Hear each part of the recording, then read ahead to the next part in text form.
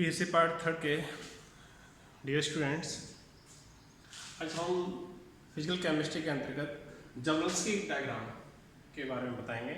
जबलंस्की diagram जैसा कि कल हमने बताया था, स्टार्क-आइंस्टाइन इफेक्ट, स्टार्क-आइंस्टाइन लॉ, जो कि उसके अकॉर्डिंग है कि जब किसी मैटर पर कोई फोटोन पड़ता है तो मैटर का मॉलिक्यूल एक्साइट होकर के एक्साइटेड स्टेट में चला जाता है।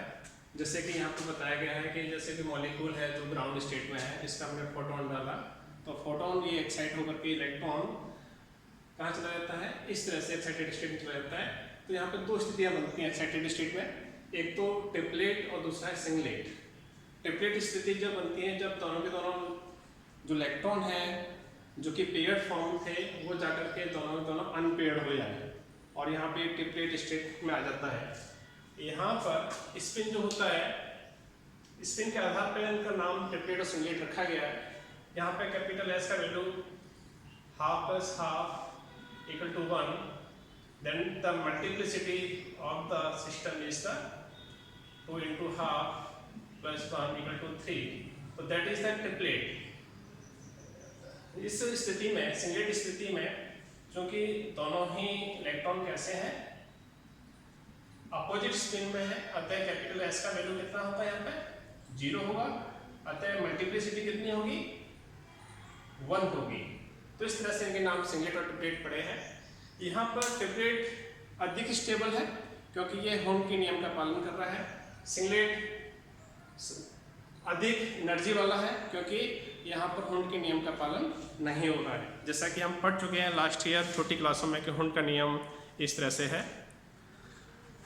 तो इस तरह से यहाँ पर इलेक्ट्रॉन एक्साइटेड स्टेट में चला जाता है और इस तरह से यहाँ पर कुछ फिनोमिना होते हैं जो हमें देखने को मिलते हैं मैटर के अंतर्गत। वो फिनोमिना कौन से हैं, जैसे कि ये जबलंस्की डायग्राम में हम इजीली हम रिप्रेजेंट कर सकते हैं, दिखा सकते हैं कि कौन सा फिनोमिना, फिजिकल फिनोमिना कब होता है। जैसे कि फ्लोरोसेंस है या फास्फोरेसेंस है। फ्लोरोसेंस को हिंदी में कहते हैं प्रतिदीप्ति।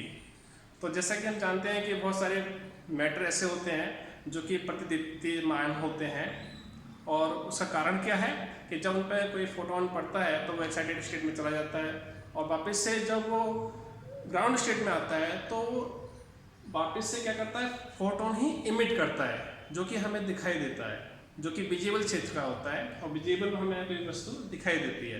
तो ये फास्फोरेसेंस इस तरह की घटना होती है। ऐसे फास्फोरेसेंस होता है जैसे फ्लोरोसेंस है वैसे फास्फोरेसेंस है, लेकिन इनमें दोनों में अंतर है। फ्लोरोसेंस होता है तुरंत होता है, हमें देखने को मिलता है, लेकिन फास्फोरेसेंस में यदि लाइट को हटा दी जाए फिर भी हमें कुछ समय हटाने के बाद भी उसमें चमकदार या चमक हमें दिखाई देती है।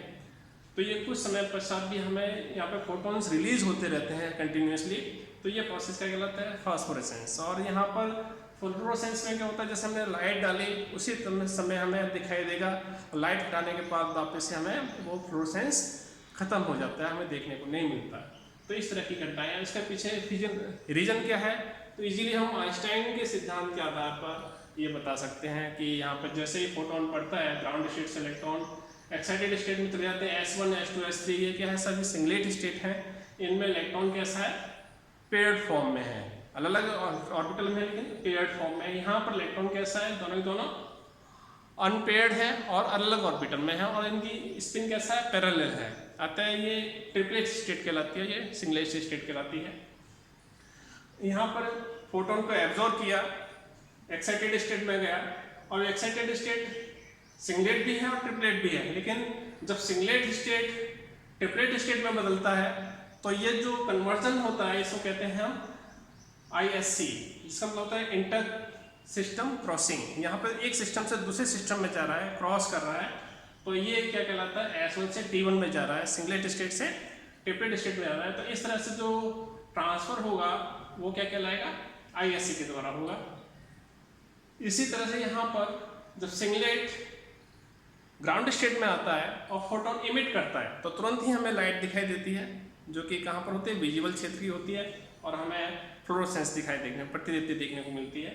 लेकिन जब ये ट्रिपलेट स्टेट से ग्राउंड स्टेट में आता है तो तो ये हमें कहलाता है फ्लोरोसेंस। ये फास्फोरेसेंस, ये क्या प्रोसेस कहलाता है?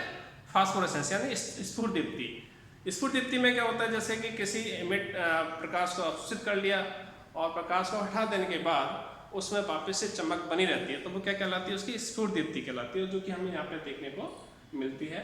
यहाँ पर भी फोटोन ही रिलीज होता है, जिसके कारण से हमें वो वस्तु चमकदार दिखाई देती है। तो ये तो फास्फोरेसेंस और फ्लोरोसेंस दो फिजिकल फिनोमिना है, इस तरह से हम इनको एक्सप्लेन कर सकते हैं। कुछ अलग है, जैसे कि एक्साइटेशन बता ही दिया कि इलेक्ट्रॉन ग्राउंड स्टेट से एक्साइटेड स्टेट में जाता है, S0 से S1 है, S0 से T1, तो एक्साइटेशन कहलाता है।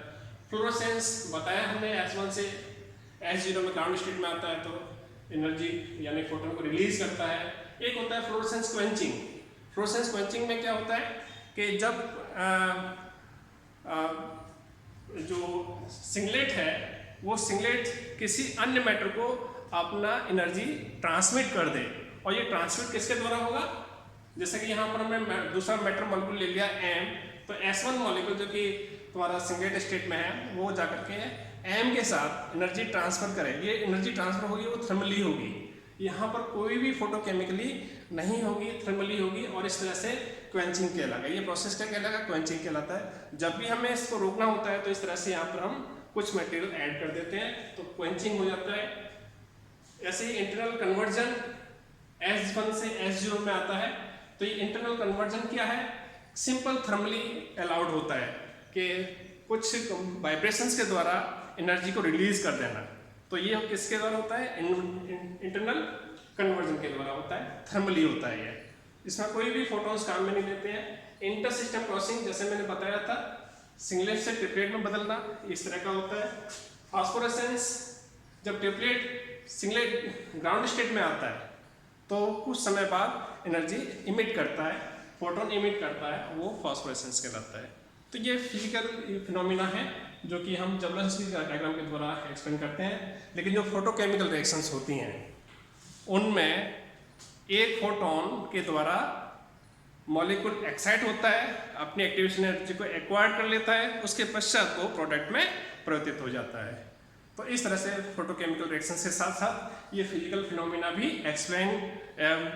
फिजिकल फिनोमिना भी हमें देखने को मिलते हैं, जिनको कि हम जबरदस्ती डायग्राम के द्वारा आसानी से समझा सकते हैं। Thank you for the listening.